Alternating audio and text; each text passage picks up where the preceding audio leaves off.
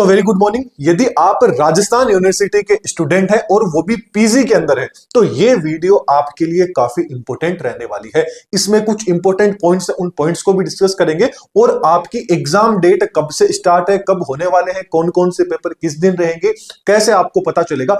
हर एक जो आपका डाउट है वो सारे के सारे डाउट आज अपन इस वीडियो में क्या करने वाले हैं, क्लियर करने वाले हैं। तो मेन चीज आप सबके मन में यही आ रही होगी कि अब की बार का जो आपका एग्जाम आया, मतलब जो टाइम टेबल आया है, वो टाइम टेबल कुछ इस प्रकार से है कि मतलब किसी भी तरह का कोई भी सब्जेक्ट लिखा हुआ ही नहीं है, बस कुछ कोड लिखे हुए हैं। अब इन कोड को आपको खुद से समझना पड़ेगा। अब ये कोड आप कैसे समझोगे?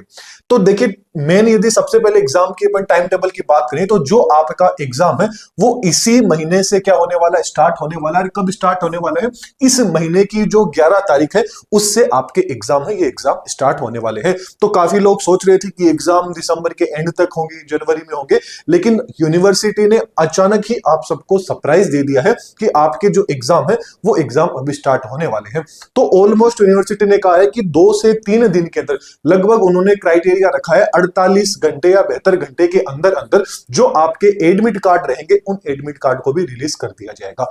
तो या तो आप लोग अभी मतलब बेचैन है समझने के लिए कि भाई आपके ये जो पेपर पैटर्न, ये कोड है, ये कोड नहीं समझ में आ रहे हैं, कौन सा पेपर किस दिन है, कौन सा पेपर किस दिन है, तो आप अभी समझ लीजिए, या अदरवाइज 2 दिन में आपके एडमिट कार्ड आ जाएंगे तो उसमें पर्टिकुलर पेपर का नाम आपको लिखा हुआ मिल जाएगा। तो वैसे आप अपनी पढ़ाई करते रहिए। तो मेन में आपको कुछ समझाने के लिए अपन एक कोई भी सब्जेक्ट ले लेते हैं। जैसे मैं ले लेता हूं एमएससी जूलॉजी वाला। तो एमएससी जूलॉजी वाला अब आपको क्या करना है, आप एमएससी जूलॉजी के स्टूडेंट है तो आपको यूनिवर्सिटी की ऑफिशियल साइट पे जाना है और वहां से जो इसका सिलेबस रहता है आपका, वो सिलेबस आपको डाउनलोड कर लेना है। जैसे ही सिलेबस आप डाउनलोड करते हैं तो होम पेज पे आपको सिलेबस जैसे ही डाउनलोड करते हैं तो पहला जो पेज आता है उसमें कुछ इस तरह की चीजें लिखी हुई आपको देखने को मिल जाती है।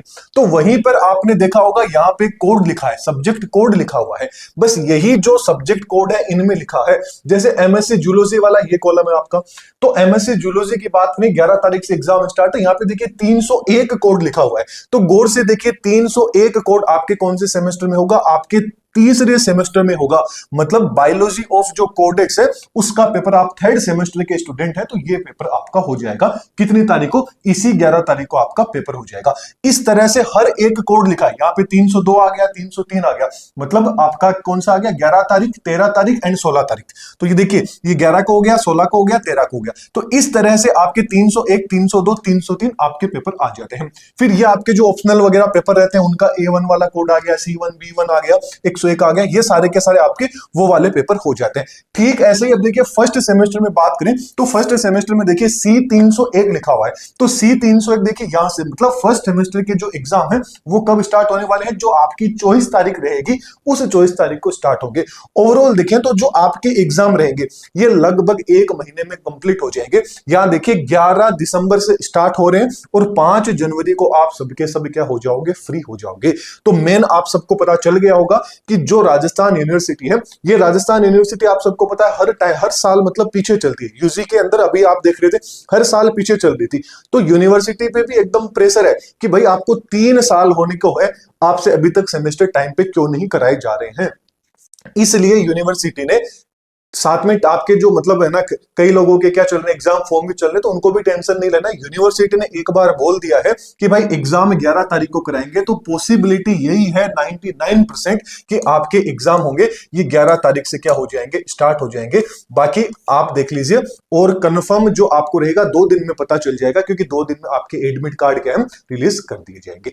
अब जो मेन सवाल था वो था कि सर इतने जल्दी एग्जाम तो स्टार्ट कर दिए लेकिन अभी तक तो कुछ पढ़ाई नहीं, अब क्या करें? हम तो हिंदी मीडियम के स्टूडेंट हैं, खास तौर पे एमएससी वाले स्टूडेंट बोलेंगे जिनके zoology, botany, chemistry, mathematics, physics है, उनको थोड़ा सा ये प्रॉब्लम आएगा कि सर हम तो हिंदी मीडियम से बीएससी करके आए हैं लेकिन एमएससी तो इंग्लिश मीडियम से होती है, तो इंग्लिश मीडियम वाले कैसे कवर करें?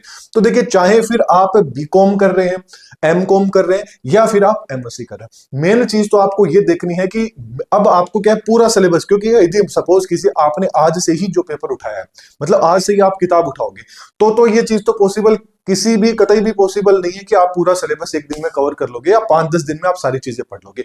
इसके लिए अब आपको क्या करना है, मार्केट के अंदर क्या मिलती है? बुक्स आती है। प्रीवियस ईयर क्वेश्चन की बुक आती है, इंपोर्टेंट क्वेश्चन नाम से आपको मिल जाएगी।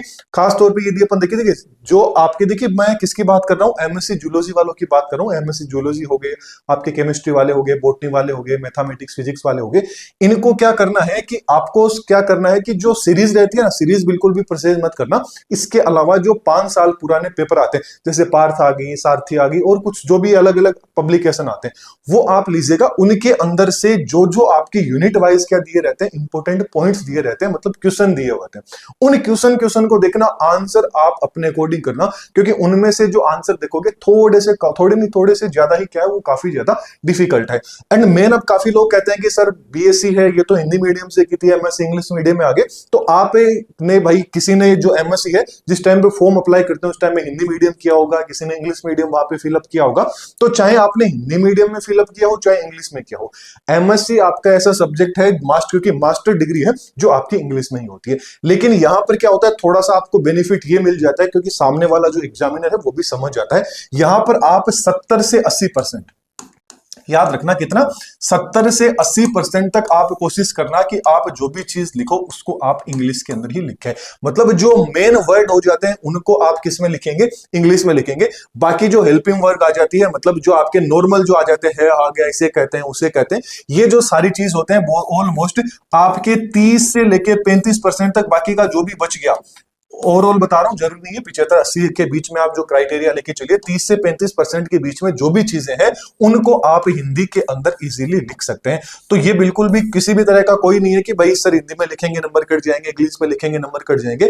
बस कोशिश यही करना कि भाई थोड़ा सा आप इंग्लिश का जो मेन वर्ड रहते हैं उनको थोड़ा सा आप ज्यादा क्या कर ले, यूज कर ले। बाकी चीजों को आप इजीली आराम से भी यूज करेंगे तो कोई भी आपकी दिक्कत नहीं रहने वाली है। तो एग्जाम आप सबके आने वाले हैं, तो 11 तारीख से आपके एग्जाम स्टार्ट हो गए। इसके अलावा कोई भी आपको डाउट रहता है, ये जो पूरा का पूरा है आपको अपना जो टेलीग्राम चैनल है वहां पर इसका मिल जाएगा, तो उसकी टेंशन बिल्कुल भी नहीं रही है। बाकी ये जो आपके एडमिट कार्ड आएंगे उसमें आपको हर एक सब्जेक्ट आपके सामने लिखा हुआ मिल जाएगा। तो चलिए, आप सबके एग्जाम आने वाले हैं, तो आप सबको बेस्ट ऑफ लक। कोई भी डाउट रहता है तो आप कमेंट सेक्शन में पूछ सकते हैं। Thank you.